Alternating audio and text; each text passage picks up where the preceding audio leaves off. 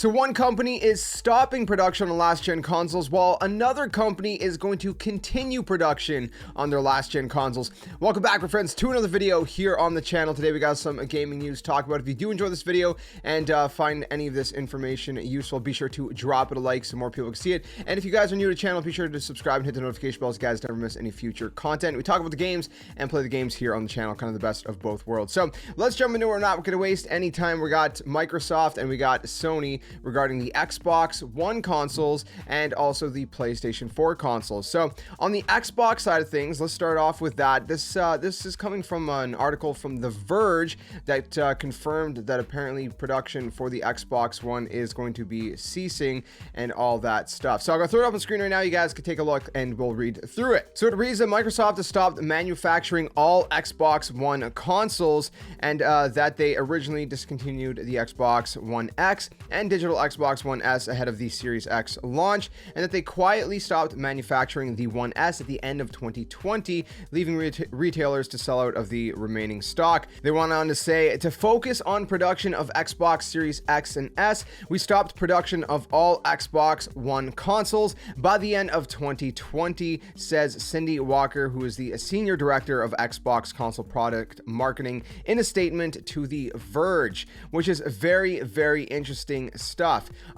Furthermore, there's this other tweet that I'll throw up on screen right now that says, as per previous tweets, the dual SKU Series X and S strategy is paying off earlier than expected for Microsoft, partially due to the pandemic. While Microsoft never actually released sale figures for the Xbox One, we've estimated that the Xbox One family sold in at about around 56 million units, which is just under half of the PS4. That is not good at all. That is very bad sales compared to the PlayStation 4, of course. Not very good. Not very good. But still very interesting. But we actually got a couple other things to talk about regarding, or one specific, regarding the Xbox consoles. So I'll throw this one up on screen as well. And this reads that Microsoft's Xbox Series X and S are outpacing sales of previous Xbox console generations, despite the fact the supply has been unable to meet demand. Very interesting stuff. So in an interview with the New York Times, Phil Spencer said that Microsoft had at this point sold more of this generation of Xboxes, which is the Xbox Series X and S, than they had any previous version of Xboxes. So already we are already seeing Microsoft outsell the previous generation of the Xbox One console. So while the Xbox One didn't do so well, obviously selling about, estimating half of the PlayStation 4 consoles, the Xbox Series X and Series S seems to be doing quite well, again outpacing the Xbox One consoles and any previous generation, even Xbox 360 and the original Xbox and all that, as of this point right now. So they're on a good kind of track right now for greater sales, at least for the Xbox Series X and S. And of course the Xbox Series S is pretty easy to find. The Series X, a little bit harder like the PS5, but the Series S has become pretty readily available in a lot of stores. It's very, very easy to find in most stores. I mean, I'd be surprised if you have a hard time finding it, to be quite honest. And, the Series S, I mean, again, yes, it is all digital, but, it's, with the Series X and the Series S together, it makes sense that, Microsoft wants to move on at this point from the Xbox One. They sold, as much as they, I guess, wanted to, or they seen maybe it wasn't doing as well. Obviously, there's no point to kind of prolong it, any longer, especially, like I said, the fact that they're still able to get plenty of Series S's out there. A lot of people are buying those up, and then the Series X, they're trying to also keep up with demand. Again, a little bit harder, a little bit more scarce, but still doing pretty good. I think I've seen more Xbox Series X consoles than the PS5 consoles readily available, but at this point maybe they're kind of closer to even.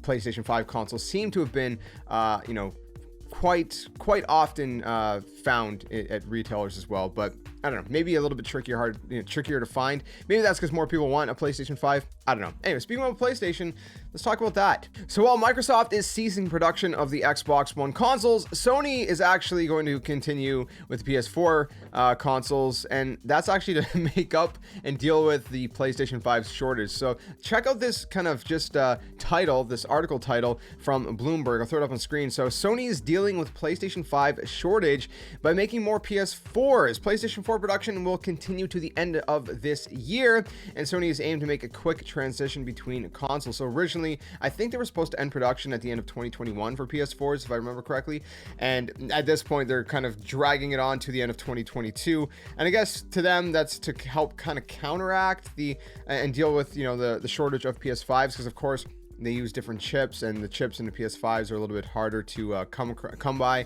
and produce than, you know, the ones in the PS4. That's why they're able to continue the PS4 production and not the PS5. So kind of interesting. I mean, again, you know, the PS4 has done so well for Sony even up until this day that, I mean, sure, I guess it makes sense to sell some more PS4s. You know, maybe there's people that would still, you know, like to buy a PS4, maybe you know, cheaper price point. Then again, maybe there's a lot of people that just want to hold out for the PS5. I'm gonna throw this up on screen as well, that kind of goes a little bit more into the details of this. So it reads, the strategy would add about 1 million PS4 units this year to help offset some of the pressure of the company's PS5 production, a figure that will be adjusted in response to demand. The people said the older console used less advanced chips, is simpler to make, and provides a budget-friendly alternative to the PS5. Increasing production orders by adding the cheaper to make PS4 would also give Sony more leeway when negotiating with manufacturing partners for a better deal, 2 of the people said. So again, you know, that's kind of going into why exactly, you know, Sony's going down this route. You can see it makes sense, right? It makes sense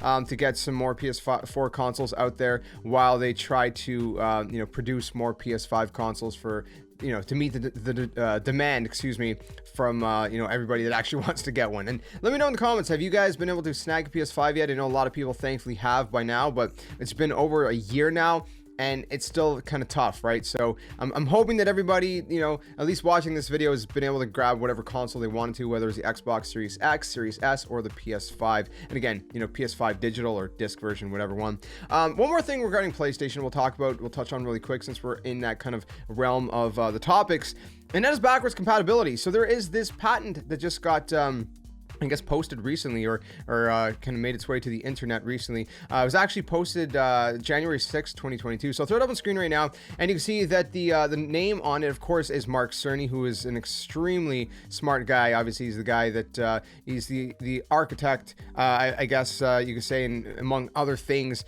behind the PlayStation consoles, of course, you know, also. So you can see that basically what this talks about is backward compatibility through use of spoof clock and fine-grained frequency control.